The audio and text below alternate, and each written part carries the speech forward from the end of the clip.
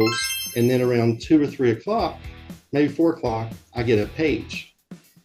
Well, it was the guy that hired me to come there, the new part owner. He said, "Hey, I need you to come pick me up." So I get the vehicle, pick him up. We pull off the parking lot, and he goes, "This didn't work out. I hope it works out for you, but my deal just fell apart." Oh, wow. So literally take him home, get back to the store. It had closed. There was a security guard there, and the security guard said, "Are you Ricky Thomas?" And I said, "Yeah." He said, "I need your demo keys. You got to call and find a ride home."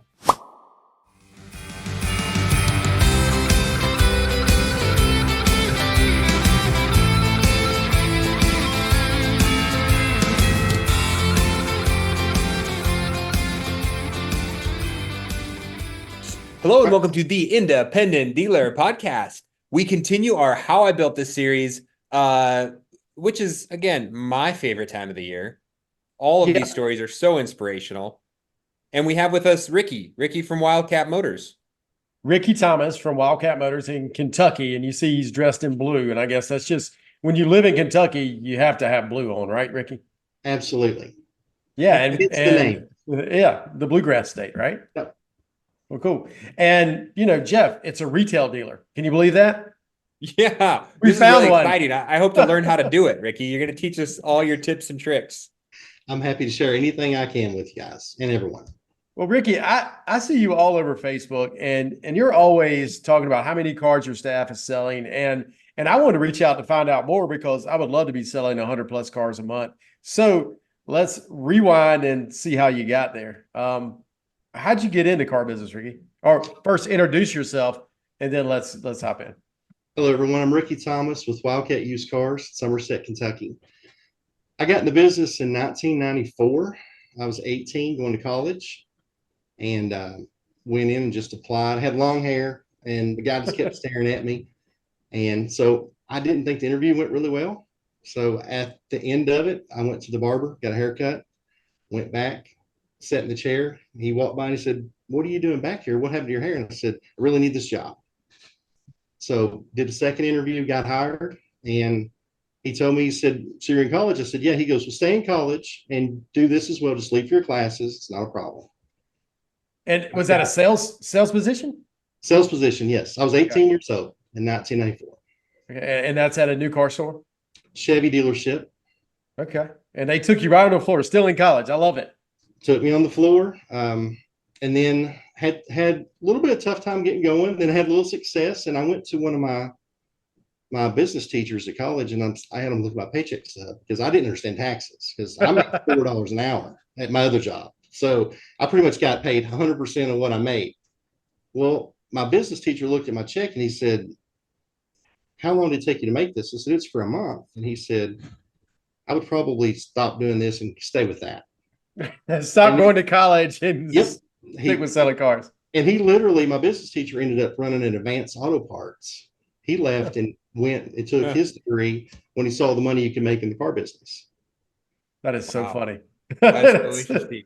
So you got bit by the bug, right? You were in the industry.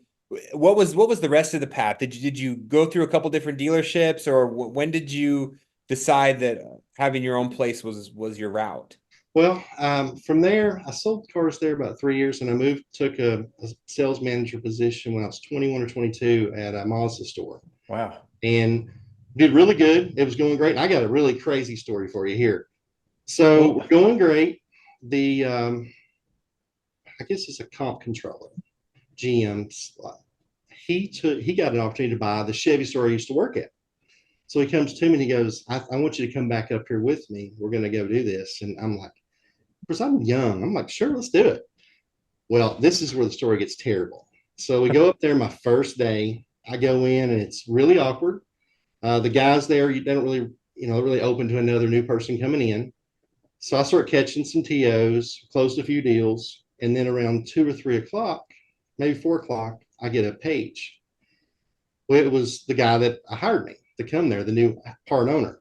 He said, "Hey, I need you to come pick me up." So I get the vehicle, pick him up. We pull off the parking lot and he goes, "This didn't work out. I hope it works out for you, but my deal just fell apart." Oh, wow. So literally take him home, get back to the store. It had closed. There was a security guard there, and the security guard said, "Are you Ricky Thomas?" And I said, "Yeah." He said, I need your demo keys. You got to call and find a ride home. So That is the terrible, but that's a true statement of what happened too. So you were working at the Mazda store, and then the comptroller was going to buy the Chevrolet store, and he thought he had bought it. So y'all were going down there, and then both of y'all didn't have a job at the end of the day. I shouldn't say comptroller, but he was the GM of 2 stores, a Ford store and that store, and very great guy. He's super successful to this date. Got a store there in Lexington. It's absolutely rocking. It's just one of those things that just next time. Well, I never did that again, but if I ever did that again, I would give some people some time to get it set up before I just would go and jump in like that. But so then I started selling cars at a Ram store for my old boss at the Chevy store that originally hired me, which is a great mentor. I owe him a ton with everything I've accomplished in life. And about 03, the opportunity to come back up to go to that same Chevy store again to be the sales manager. And I had to prove myself because I never got that opportunity. So I took that job, worked there till 2010, went through the GM bankruptcy debacle. Literally, it got so tough during that I bought a 0-turn mower and mowed my neighbor's yards to keep my mortgage payment paid. Oh, wow. They let go a lot of people. That's when I ever in my career saw where you started doing 2 or 3 people's jobs and half the money that you used to make for your one job, and was happy to have it. Yeah. Then the owner there ended up purchasing a Hyundai store, because I'm very loyal. I worked for that gentleman for 17 years. And I went there as a GM in 2010, and I was there to COVID. Oh, wow. But during the stint at Hyundai as a GM, I talked the owner into letting me start a used car lot that I ran by phone, which is at this lot in a little mobile home. I cashed in my 401k. That's another story about the GM money, or the GM debacle. I got my 401k statement one time. We was eating dinner, my wife Amity and I said, if this thing ever gets back to the money it says we had, I'm cashing it. I put an IRA and I'll bet on myself. And it took years for it to ever get back there, and I did that. So I talked to my owner and I said, hey, I would like to do this. I think I had $80-something thousand. I bought 30 or 25 little cheap cars and just started it. And that first year we sold 258 cars by phone. I had 2 people. And then we just kind of grew. The next year went to 266, 320. And then COVID hit. And when COVID hit in Kentucky, they shut us down. We had to go home. Like there was a couple of people stayed open with service. But when COVID hit, they sent us all home. And then about 2 weeks, my bills started piling up crazy.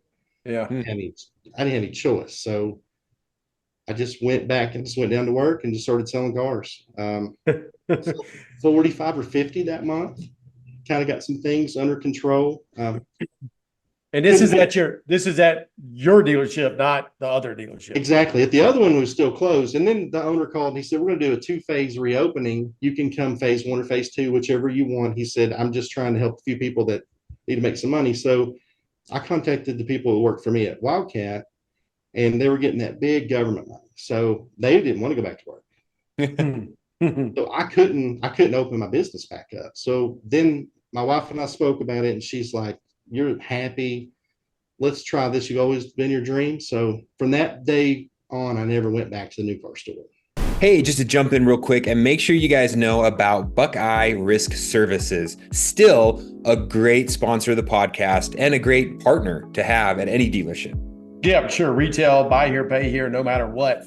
Tax planning is so important, and using a reinsurance company not only helps you with your tax plan, it also helps with generating wealth. And when you get toward the end of your dealership, you need something else to pull money out of, and it's a great way to just force savings account, right, Jeff? Forced savings account. So if you are a dealer, buy here, pay here, retail, and you're doing 20 to 30 cars a month, call the guys at Buckeye. You will not regret getting a reinsurance company set up. You can sell your service contracts. You can sell your ancillary products. You can reinsure for your post-sale inspections. You can, of course, set up your CPI, collateral protection insurance if you're a buy here, pay here customer. Massive opportunities to build wealth and forced savings for rainy day funds. Yep. Good. Give the guys at Buckeye a call. Wow. And that was in 2020. Let's call it April, May of 2020. And And did you ever see, like, was it just a sprint from there on that you went from, hey, we sold 50 cars to 60 cars to, I mean, Well, how does that work? we went from 320 in 19 to 644 in 20, and then 899 in 21. Everything was rolling great. I used to not have a floor plan. We started to try to grow. A house come available. We bought it. We did some flattening it, made the lot a little bigger. Then I bought a service department, all connected. Everything was rocking. And then this big showroom come available beside us. So we went back and forth on doing that, and we ended up, my wife and I made the decision to purchase it. And now currently we're sitting on close to 16 acres. Wow. Whoa. So the overhead went wild. Yeah. Our employees started going up. Then about the time, you guys remember in the end of like probably 22 or 23, when the prices dropped about 15% in a week, 2 weeks, the books just dropped. I was stuck on a lot of old inventory because we didn't have to turn them because you couldn't get cars. It was never an issue. Mm-hmm. And then I kind of had some tough times. I had to regroup. It's a real tough. That's what I told you in the message I sent you that one time about listening to your guys' show. I started working 7 days a week grinding, like just trying to make this all work, push it through. Made some changes with marketing, advertising, website, just everything. And then everything started clicking. And we went to 1297 in 23, 1369 in 24. And currently we're sitting at 1,440 sold with 2 months to go. Wow. Man. Jeez, man. That's a rocket ship right there. I mean, we talked to this a little bit before we got on air, and you said at some point you felt like you had too high of inventory for what you were doing. And I think a lot of us got caught in that situation when the COVID money was there. We could sell higher price inventory, but then we all kind of got caught with our pants down. Talk about that a little bit. Yeah, I had what everyone would consider the Cadillac floor plan. Like if you ever went to the auction, you talk to guys, they're like, "Who do you get your floor plan with?" And you tell them, like, "Oh, you do. That's awesome." Well, the problem was with the Cadillac floor plan that I had, 80% of my inventory had to be 5 years or newer and under 100,000 miles. I had 20% of my inventory or my layout that could be anything. Well, I'm turning that 20% 4 times a month, 200,000. I'm turning 800 to a million a month. And the other side, the 1.8 million, was flat, losing money. It didn't match with my customer. So I kept trying to go to that floor plan lender and show them like the math on it. And they just weren't, I got basically told that they just weren't interested in that customer that I was chasing, that I was going after, that I did business with. That wasn't the customer they were looking for. And they literally told me it'd be my best interest to find a new floor plan. So once that come up, I just want to stop right there. That is wild that a floor plan company cares what your customer is. I mean, and then just say, we just don't want to deal with that customer. Your customer, you are their customer, not the customer you're selling. Exactly. And I would show them the reports with credit acceptance were the top 10 in the nation. And they just, when I said that just that really paused the guy. He was just like, that's just not, what we're wanting to do. But it's actually been a blessing in disguise, because after that, I met up with AFC at the local office here in Lexington, Heather and her team, Amy, and got everything flipped over. And I could not be happier. It was probably, looking back, it's probably one of the light bulb moments. When you have those and you're like, everything just changed. It was a game changer for me. And I know people talk about their fees and different things, but my average inventory before, when I was the old floor plan lender, was 160 days. And I looked before we got on this podcast here, I'm running at 43 days is my average inventory turn. Wow. That's great. So the fees are okay. If you turn the units, it doesn't matter. It's cost of doing business. What's crazy, Ricky, is it would take me 43 days to find the car on your massive footprint of a dealership.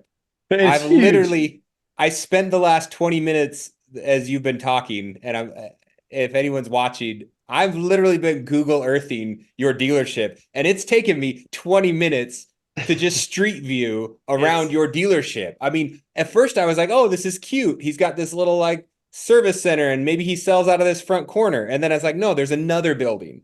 Oh, and then there's the original, double wide trailer. Yeah. And then I headed east or whatever, and there's a massive new car store with your name on it.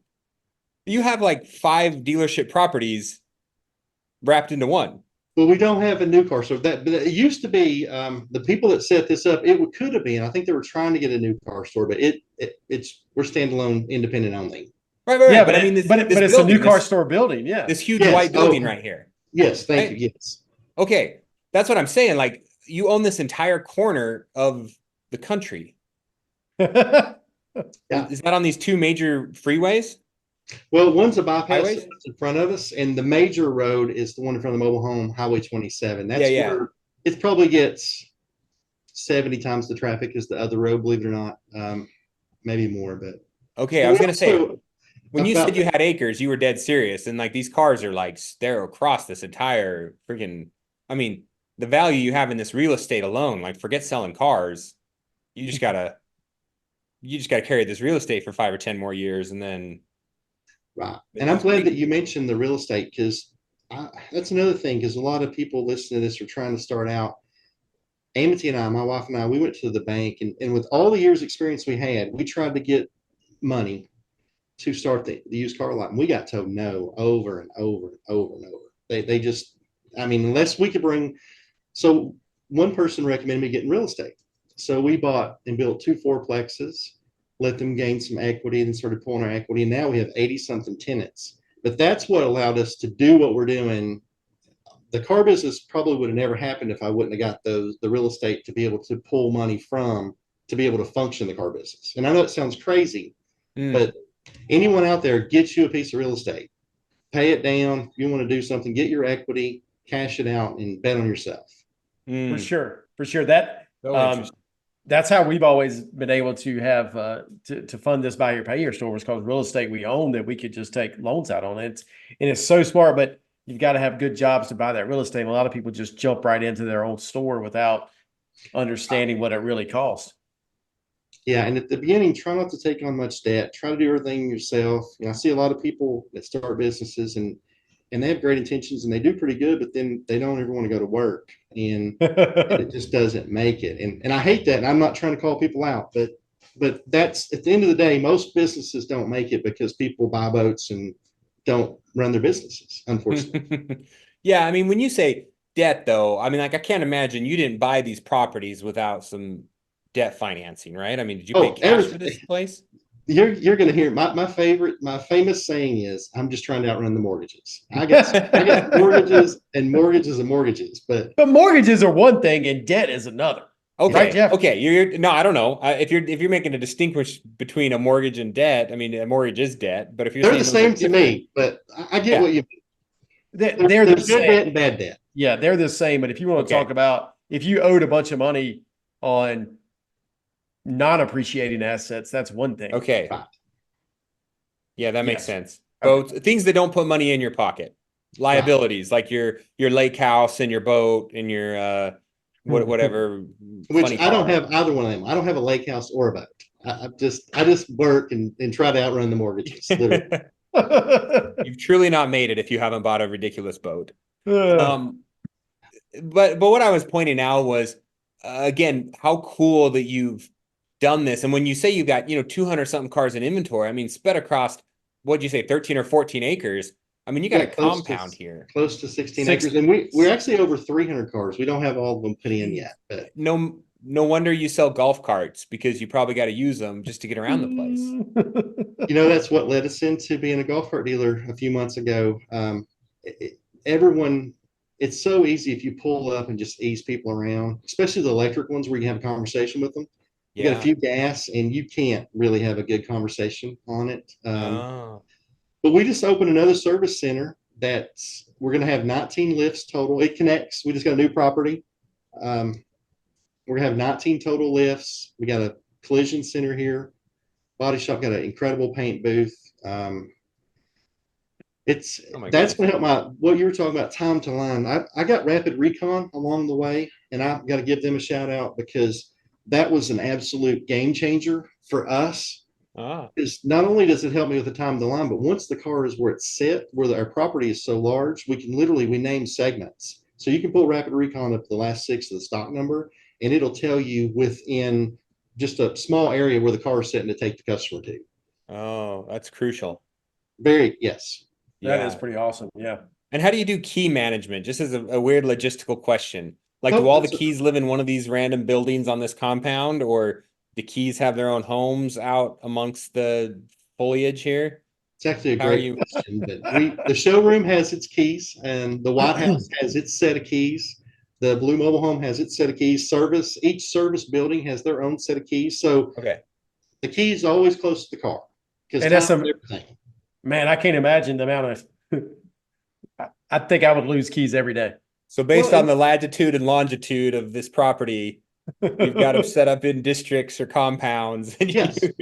you can I set love, I love it. He's like, we have to go to the White House. Well, my question Yeah. is, did you demolish the east wing of the White House? Are you doing a ballroom over there? No, the house is just literally white. So that's why we just call it the White House. The lot house. We have our title clerks is in that location, and then we have a salesperson, and then our BDC. That's something a lot of dealers are going away from BDCs, but I'm actually just getting into it.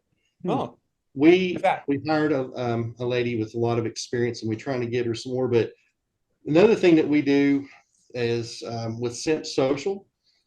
That is one of our another thing to help me kind of turn the corner. We have the AI.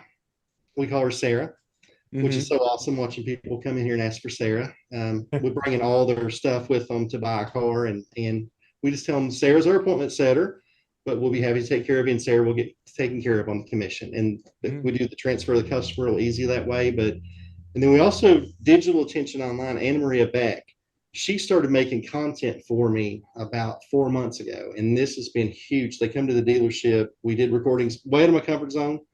I didn't personally like it, but the team loved it, and the response from the community has been terrific. Now you have your few haters, but that's why I share a lot of the Facebook stuff. And we had this is going to blow your guys' mind. In October to this point, we've had 1.5 million views Wow.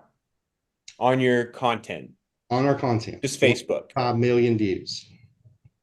And is that Facebook, TikTok, Instagram. everyone, just a moment here to talk about BlitzPay. BlitzPay is my payment process provider, PPP, whatever it is. But they're wonderful. They get the money in the bank, and that's really what matters. And it's simple to use, Jeff. It's so simple, and it helps us with our collection process. Yeah, you know what I've really liked, and I'm going to fine tune this even more, is their cash pay network, which is a crucial component because we do have a lot of customers that want to pay cash.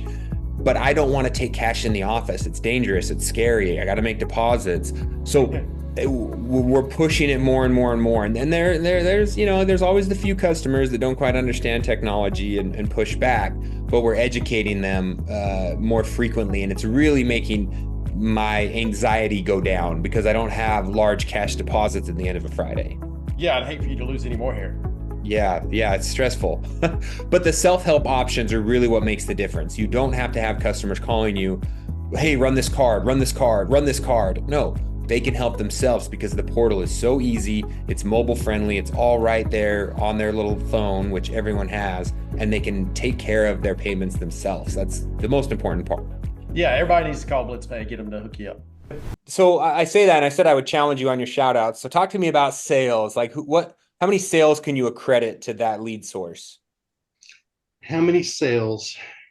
Do you feel like do you track source, like how these guys are coming into your BDC, your lot? We use Rockstar for our BDC. So what I did was to be able to do this a little bit to keep it clean to where multiple AIs. So our Rockstar AI's name's Alfred. So all the cards.com, Car Gurus, Carfax, Auto Trader, all of those leads go in through Rockstar, and Alfred works with them. Alfred. So, our AI, yes. And so that's how we keep track of that. And then all the Simp socials, we put them, and then with the digital attention online, we put all those in another bucket. And then they got virtual assistants, they set appointments.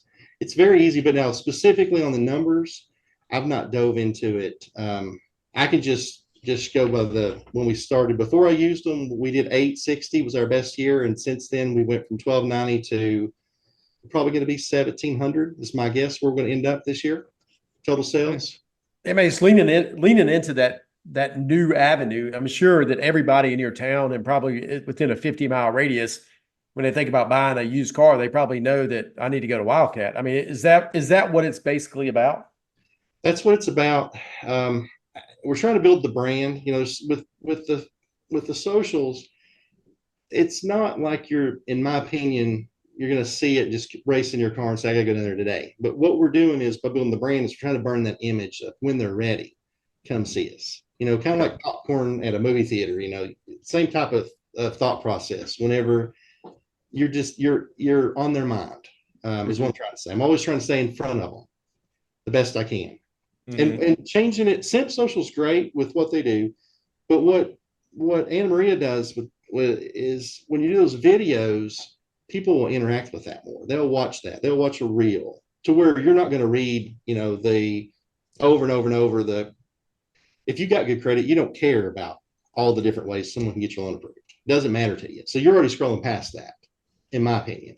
But the other one, if someone's throwing a football in front of the business, or my son's pulling up in a truck and gets out and says, hey, I'm Maddox, or you like trucks like me, come see us at Wildcat Used Cars. They're going to remember that.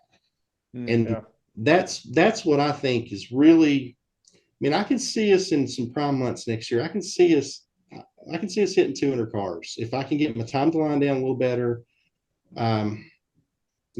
and not have to, what we're running into right now is we're having to repair cars we sell because we're selling them before they go through the shop, which pushes us back on the next opportunities. Yeah. That makes sense?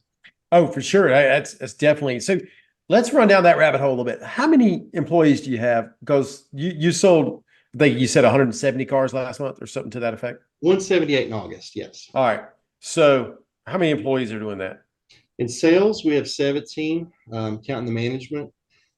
I fought something that many people will disagree with this for years, but I tried keeping this amount of salespeople down, that number down, because I'm a salesperson. I'll always be a salesperson. The problem I ran into that is once that salesperson gets their month made, they don't push. So I got away from that philosophy and I went to I need 10 per person. You flooded the floor. I don't want to say I flooded the floor because we have all the opportunities, but I still have guys that'll sell in the 20s and I still have guys that'll sell 4 or 5. And I need that guy selling 25. He offsets 2 people selling 5, but I still get the magic number of 10. Does that make sense? Do you let the 5 people stay? There are a lot of them are in training. Yes. They're in training because I don't do a lot of meetings. I'm a one-on-one guy. So I look at every transaction as a teachable moment. I don't put people in rooms and berate them. And I had that done to me years ago at a place. And I said, I'll never be that guy. I'm not a big meeting person. I think one-on-ones, you can really have a conversation with somebody and explain how you want it done and build a culture based on that. That's my goal. Okay. So you got 17 salespeople. I got to ask real quick about the pay plan there. Because I think a guy, I've got a salesman who sold, 3 last month. What? And their pay plan, it's like, hey, they're on a unique pay plan. How do your team members get paid? Is everyone on the exact same compensation plan? Are they hourly plus commission? Are they straight commission? Like, I can't imagine keeping a 5-car a month guy around when you got 25-car a month guy. Well, our deal's set up. I'm going to eat what you kill. So if the guys that sell more get paid more, the guys who don't sell very much, they basically don't get paid much at all, but they're on the same pay plan. It's a stair-step pay plan. 0 to 7 units is 20%, 7.5 to 9.5 is 25%, 10 through 12 is 30%, and 12.5 up gets paid 35% of the front end gross. Wow. Okay. So he could sell 5 cars a month and make ends meet if he's got some good grosses, right? Well, no, not really, because you're going to be paid 20%. So that's the point of, and also something I do, a lot of places I worked in the car business would do a bonus. Well, I wanted to create like a team effect. So I do top 4 places because I don't want when someone sells a car for the person beside of them to be bitter. I want them to be excited about them selling a car and it not hurt them seeing the company do well. Mm. Yeah. So we do a fast start every month, and then I do a strong close, a very aggressive strong close from the 14th on, and pile in a lot of bonuses. Yeah. Just Okay. trying to push people. Yeah. I mean, but still, the person selling 4 or 5 cars, he can't Doesn't stay. make very much money. Right. He can't stay. Right. Okay. Right. All right. And So it's kind of meant to, I don't want to say weed the person out because that's, but at the end of the day, and sometimes we find other positions in the company, you know, that some of those lower sales guys can make a terrific service advisor or, Yeah. you know, help with used cars, or they have talent. It may not necessarily be the best salesperson in the world, you know. and so when they so service department, how many people are in the service department? Service department, I've got to grow. At the moment, I've got a service manager. I've got 2 service writers, and I've got 6 mechanics. You need more mechanics. I need more mechanics. The problem I run into on some of the warranty jobs is when we tear a car down and we have to wait on the inspector to come, and it ties the rack up. And that's been something that's now also while you're on service, I send out to 5 external shops. Yeah, Okay. you got to. Yeah, you got to. move that Have volume. to, yes, have to. And then we use 4 outside detail shops, and then we also have 5 detail people on staff. So how many total employees are there? 33 total employees, plus everyone in my family works here. There's 5 of us, and we all grind and try to make it work. And I don't necessarily consider us in that number, but we are in that number. You know, if we weren't here, there'd be somebody doing our job. We'd have to put them in that number. Yeah. Do you live in that little house that's out on the corner? That's the White House. White House, yeah. Yeah, that's the White House. Is that your residence? That is the BDC. And our titles all happens in there. I'll tell you what, man, I make such a big deal out of it, man. You guys back east, I mean, everyone thinks the West has more space, but we don't have like usable space out here. I feel like we're stuck on top of each other, man. I mean, an acre of land out here in my area costs about $1 million. So for me to buy the 1/8 of an acre next door to me, I'd have to cough up about $1 million to expand my location. So it just doesn't, the dollars and cents it doesn't add up. You have a freaking, you could put a shooting range in the back, like skeet shooting, and you still wouldn't hit anyone because you have so much land. There's like a fish pond. Do you have a fishing lake in the middle of this thing? Well, actually, I had to, when we got the showroom, we had a little bit of a drainage problem in there. I tried to buy the piece of property that separates the mobile home from the White House. The state owns it. They wouldn't sell it to me unless I did some, what do you even call it? Like a retaining pond, a drainage? Yes, 100%. That's exactly right. I don't know that's what the end of it is, but it's called something else. And so we had to come in and dig that up and set that up. And it's just part of it, you know. I want to throw some catfish in there so we can fish on lunch. Well, I'm jealous of your space is what I'm saying. Like you've got the space to say, hey, I need a detail area. No, you know, like you've got all this, you've got room, but I get it. Like the logistics of saying, instead of me having 5 detail guys, I really need 15 detailers. That's insane. You know, that's we nuts. really do. And the goal is to build, if you've been to an Odessa and ever walked back to their detail area, the goal is to one day have a drive-in on one side, the 2 lanes, and then go through stages and then come out completed. And that would help my time to line a ton. And that is on my radar. I'm not there yet to be able to pull it off. Yeah. Yeah. I mean, go visit, who's that dealer we talked to in Fredericksburg? Sullivan, Donald Sullivan. Yeah, Donald. Actually, I want to write that down because I meant to get that name. I want to go visit that person because I listened to that episode, and he said something so powerful in that your cash can get away from you so fast, and that is so true. That's something I battle, is getting too many cars in there with too much cash tied up, and not being able to spend them around. Donald Sullivan, right? I think he won NI88 in QD. Yeah. And it just reminds me of the fact that, you're at the point now where you need not a detailer, you need a guy that shines the lug nuts. Like I got a full-time guy and all he does is like shine wheels all day. Well, with that amount of assembly line. I mean, with that amount of cars, yeah, exactly. But with that amount of cars, you need somebody riding around washing these cars all day too. We have a wash truck and we pull the guys to do that from time to time. See, the middle part's gravel. I got a quote on blacktop, and it was It was like $400,000, and obviously I can't do that. So we Oh just my gosh. watch them a lot. That's all we did.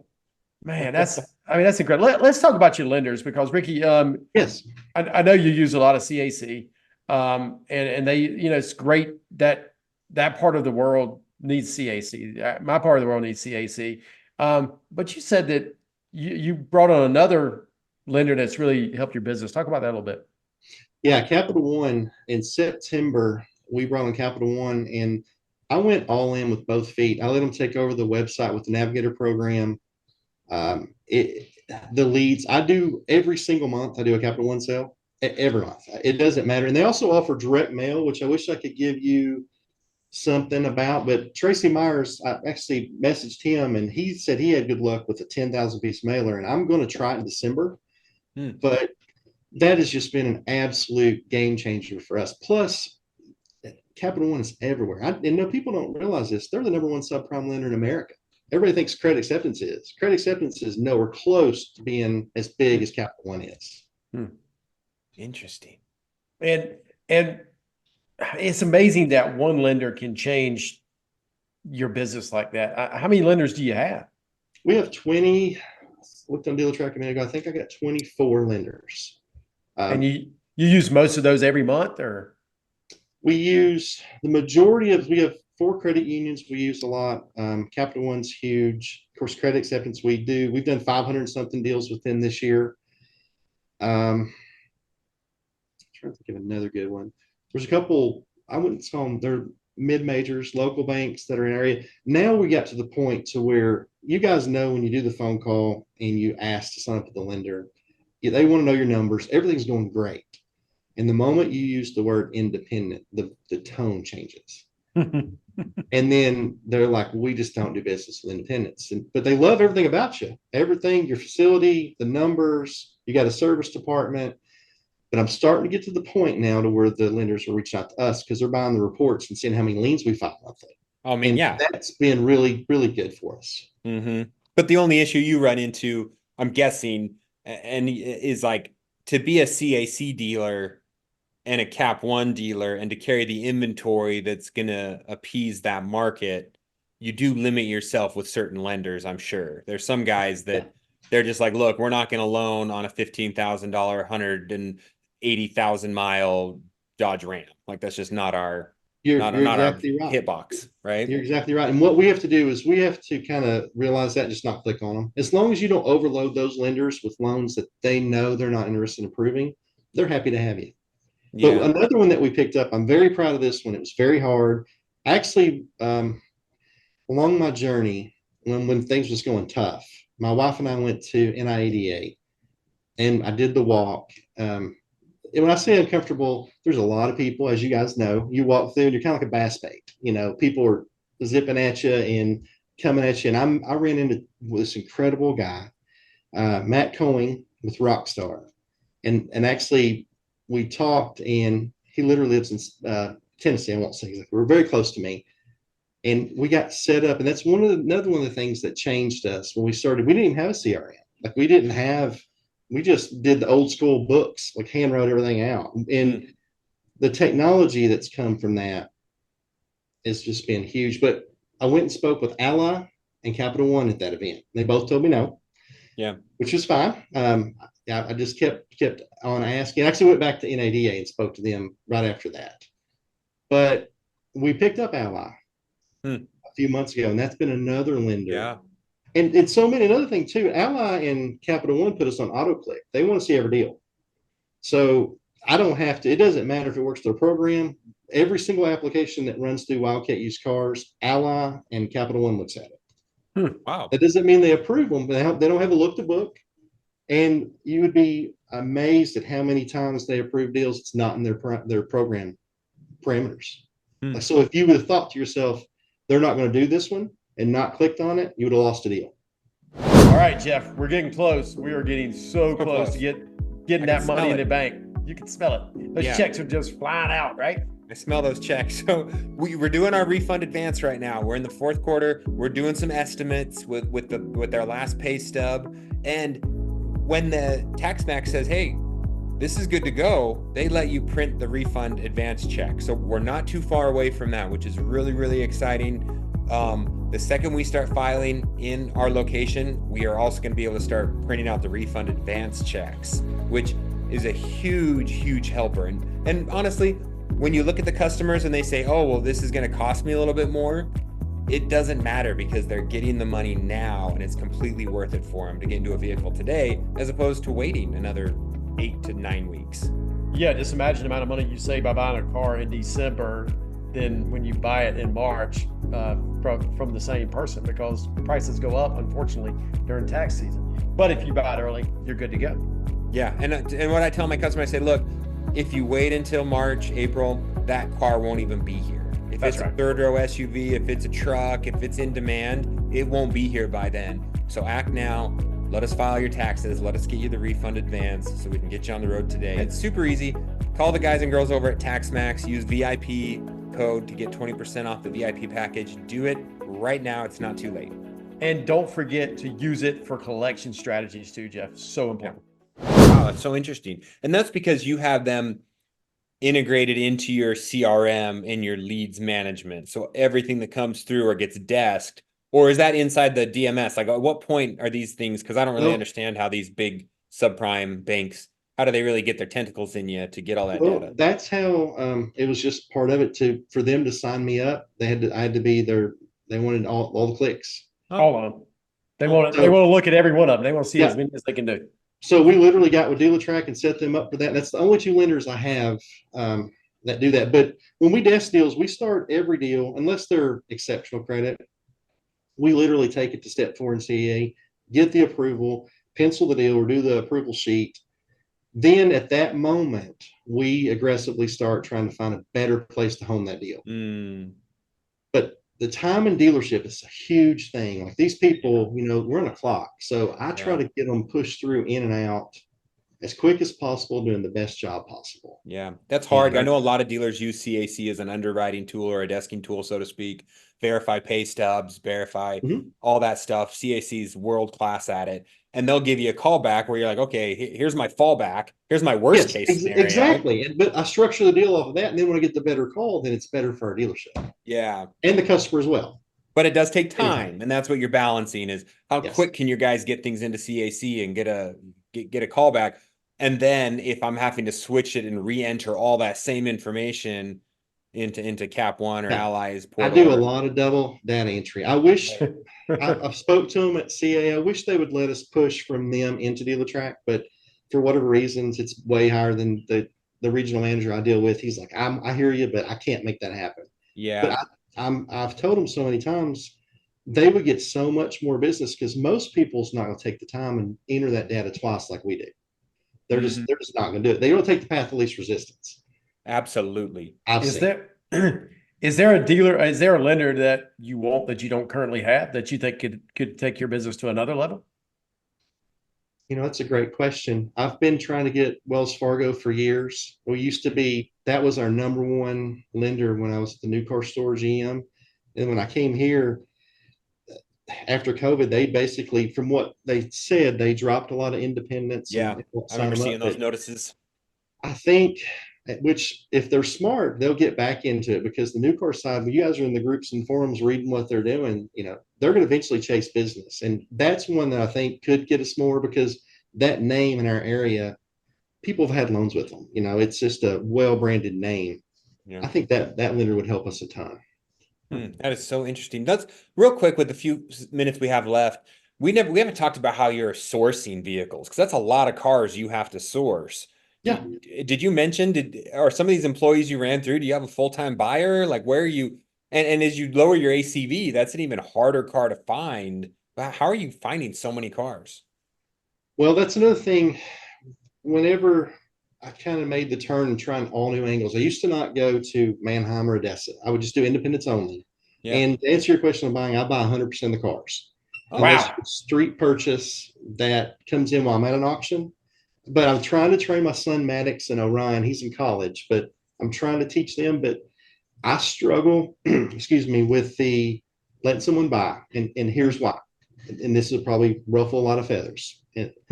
I'm at the auction. I see those guys break out those hundreds, transit assist. I watched that same car bring $1,500 to $2,500 too much, so that somebody can get $200, and I'm just not going to participate in that.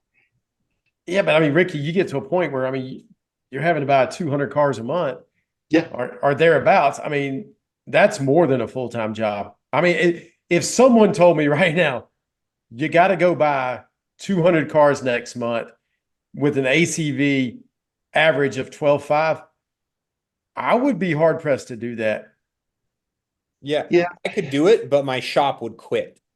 My shop would absolutely leave me, and my arbitration would go through the roof, and I would just be shooting from the hip. How do you keep the quality there? Well, that's a great question. Now, here's something that's come once we got the larger banks, we're starting to get trades. See, before, if you go back a year ago, if I sold 100 cars, I might get 8 or 10 sellable trades. Well, this month we've retailed 140 so far, and I've probably taken in 25 to 35 retailable trades. Wow, that's good. So that, and then we get those at our number without auction fees, without transit, without post-sale inspections. Yeah. That's been huge. But on buying the cars, I've got 3 places I go on a rotation. And typically, like when I listen to you guys on Sundays, I drive to West Virginia and look at cars. And like last week I bought 30 something. And then this week I bought 20 something just from that one spot. And the beautiful thing about that, they run such a great business. I can buy them on Monday around 11 or 12 o'clock. And sometimes before I get to work on Tuesday morning, they're sitting in the parking lot. Oh, that's wow. great. 6 hours for me. It's great service. Wow. Yeah, that's impressive. And so you're only buying in lane. You're not doing any online. Right. I will do online if I go touch them, walk them. I'm a see them, Yeah. hear them, smell them. That because this car I'm buying, it's not a program car. I wish I could. But that's even more work, because now you got to look at 200 to find 20 that are worth buying, and you're going to get bid through the roof on 10 of those. So you're only taking 10 home.